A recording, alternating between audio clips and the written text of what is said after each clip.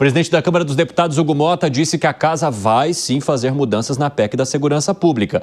Bruno Pinheiro que vai trazer as informações para a gente agora, porque Motta também defende que esse assunto não seja politizado pelos deputados. Difícil, hein, Bruno? Há um entendimento que isso já vem acontecendo entre a oposição e os governistas. Evandro, ótima tarde a você, a quem nos acompanha.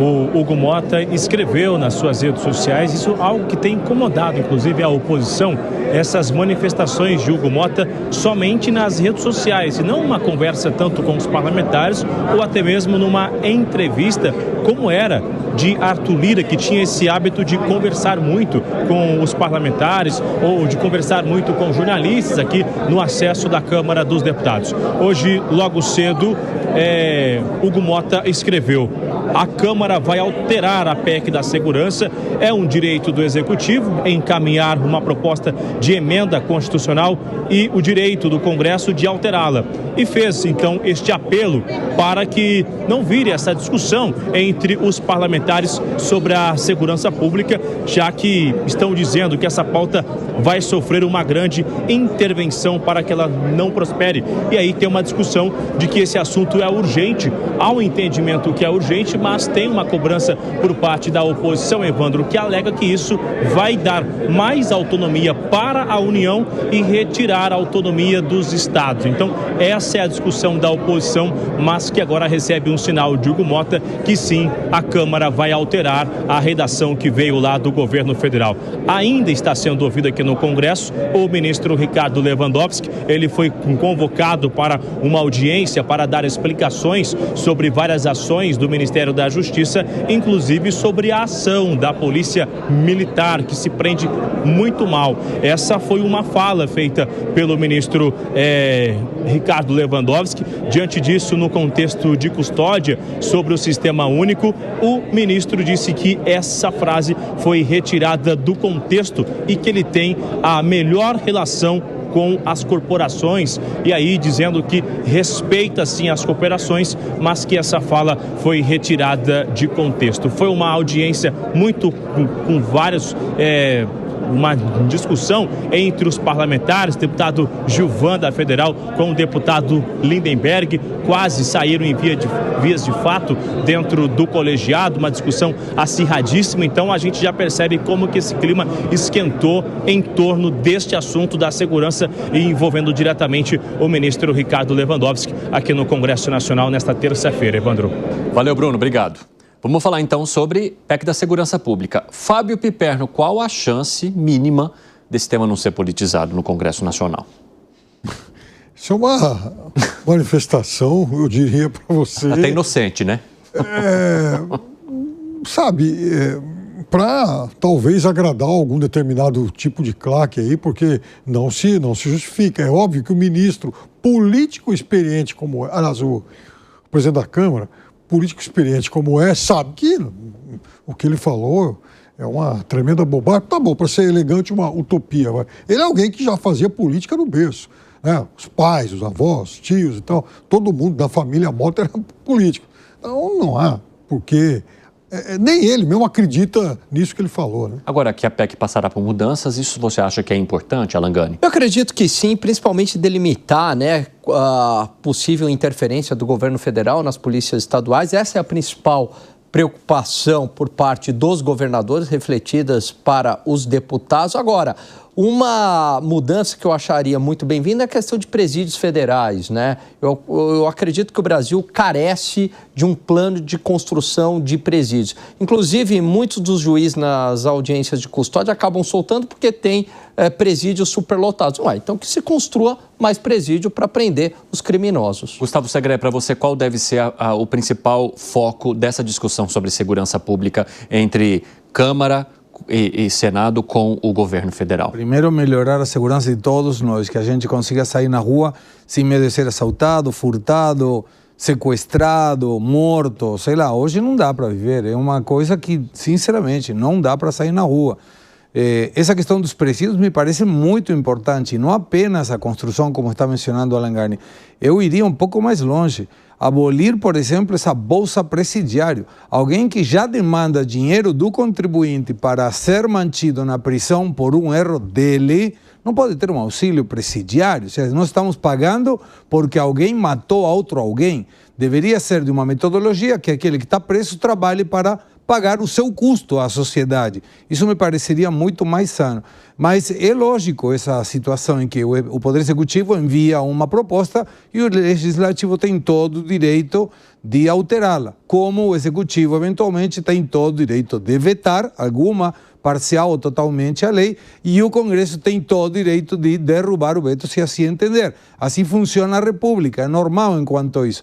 Mas essa fala de politizar, não politize. Aí pergunta, desculpa, o senhor trabalha de quê? Qual é a sua profissão?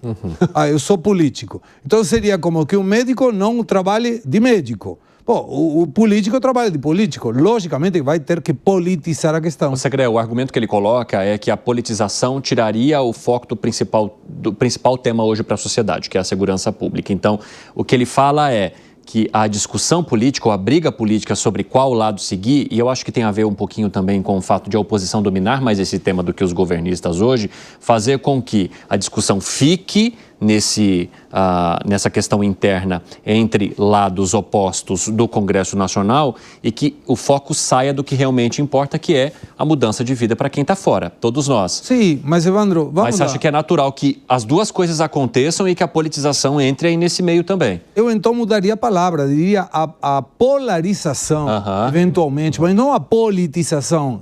Eles estão para isso, eles ganham dinheiro para fazer política. Mas aí a outra situação dessa polarização eventual, fica muito claro que a esquerda sempre foi muito conivente com a bandidagem. Foi, mesmo que o Piperno faça a refonfunha aqui no meu ouvido. A direita sempre foi ligada à bandidagem aqui no Brasil, historicamente. Está falando de quem? Por exemplo, as milícias lá do Rio de Janeiro nascem com a anuência da direita carioca, Rony Lessa, essa turma toda presa hoje. Essa turma de milícia nasceu como? Eu conheço, se vocês quiserem, eu publico em rede social de novo hoje, eu conheço um ex-deputado federal que foi presidente da República, que foi numa comissão na Câmara dos Deputados defender quem? Os milicianos. Eu tenho a transcrição do texto. Isso é grave. Me permita um minutinho, Alan. Então, por que sempre nos presídios, quando tem eleição, ganha a esquerda nesses presídios? Não sabe? Eu não sei, nem... Eu tenho algumas teorias. Pois é, então. Por que é contra as milícias? Tem voto lá, tem urna lá. Por exemplo, a Polícia Federal, outro dia, acho que ontem, teve um vídeo em que um carro da Polícia Federal, uma viatura, teve que dar ré, porque entrou por engano numa comunidade. Que país é esse? Se o próprio ministro Flávio Dino sabe que a bandidagem, o narcotráfico não está no morro. Bom, se sabe que não está no morro, ele deve saber onde está. Por que não combatem isso? Não vamos retirar do contexto. Ele está dizendo o seguinte, se fala muito em combater a bandidagem no morro, mas a bandidagem maior está no chão. E o que ele quer dizer com isso? Os líderes de verdade, os grandes, quem tem grana, está lá embaixo. Está na Zona Sul, não está no morro. Então, eu acho que é esse bandido que tem que ser combatido. Se sabem onde estão, deveriam combater. Piperno, o que eu vejo que o Segre está falando, e eu concordo absolutamente com o Segre, é que as políticas defendidas até agora e que não resolveram o problema da criminalidade... Porque tanto governos de esquerda quanto de direita não conseguiram impor uma política de Estado voltada para a segurança pública. Essa isso, exatamente. Um lado tem mais facilidade em debater esse tema, o outro lado tem mais dificuldade, mas nenhum deles conseguiu, de fato, impor uma política pública, uma política de Estado que transforme as nossas vidas de fato. Então, a gente parte daí. A questão é que o diálogo funciona mais um lado do que no outro. E o que eu vejo é que essas políticas que estão aí há 20, 30 anos e que não deram certo, é o que a gente observa, é a política de que a justiça é muito benevolente com o criminoso, seja porque os presídios estão lotados e aí dar-se um jeitinho, seja porque tem aquela visão que contaminou uma parte do judiciário, de que o bandido é uma vítima da sociedade. Porque, por exemplo, a gente observa, Piperno, no discurso de alguns parlamentares, de que essa política da truculência não tem dado certo. Essa política de prender, e é um discurso mentiroso que esse pessoal faz, dizendo, o Brasil prende muito, é o campeão de se prender e não resolve. É mentira. Porque, primeiro que você tem que fazer em número per capita e não em números absolutos. Em números absolutos, a gente seria, acho que, o quarto do mundo. Em números per capita, né, relativo ao tamanho da população, qualquer pessoa com noção básica de estatística sabe disso, a gente cai lá para 33º. Mas nem é em número per capita a estatística correta. Porque o correto é, se prende-se muito ou pouco, é em relação aos crimes que são cometidos.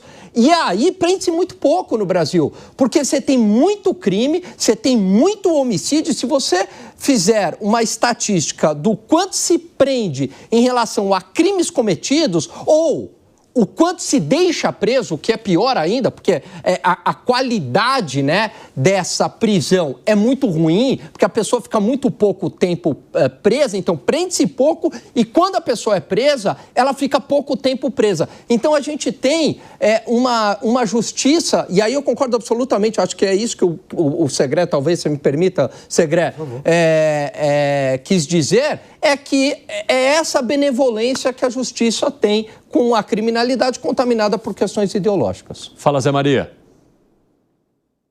Quando ele diz politizar, é colocar entre o grupo do ex-presidente Jair Bolsonaro e o grupo do presidente Lula. Mas a politização é natural, a Câmara é um ambiente político, assim deve ser.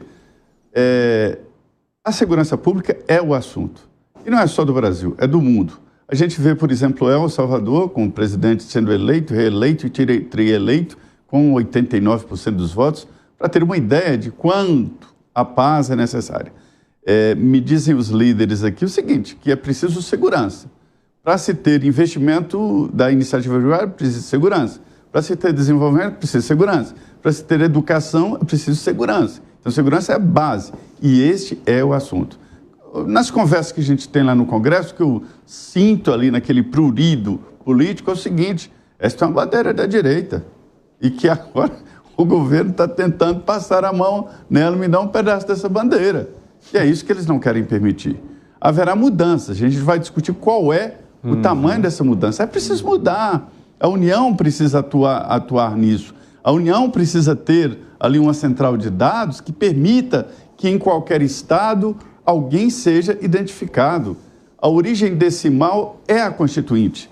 O processo Constituinte foi feito pós-traumático, logo depois da ditadura militar, onde os deputados de esquerda que dominaram a Constituinte, né, chegaram ainda com a mania de perseguição e resistiram muito, eu vi esse debate, de deixar nas mãos do Estado um poder tão grande de domínio da vida das pessoas, ou seja, uma identidade única.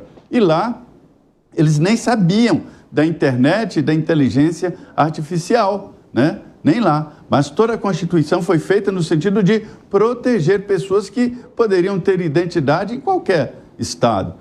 Você pode tirar carteira de identidade em vários estados e carteira de motorista em vários estados. Há um processo de unificação que ainda não chegou. O deputado Júlio Lopes veio, conversou comigo, olha, eu estou com esse projeto de identidade, já aprovou, já sancionou e não é colocado em prática, que é o CPF, ser a identidade única em todo o país. É preciso. Então é preciso aprovar, sim, alguma coisa. E digo mais, é besteira discutir isso politicamente, que a maioria das ações só serão colocadas em prática no próximo governo. É verdade, Zé.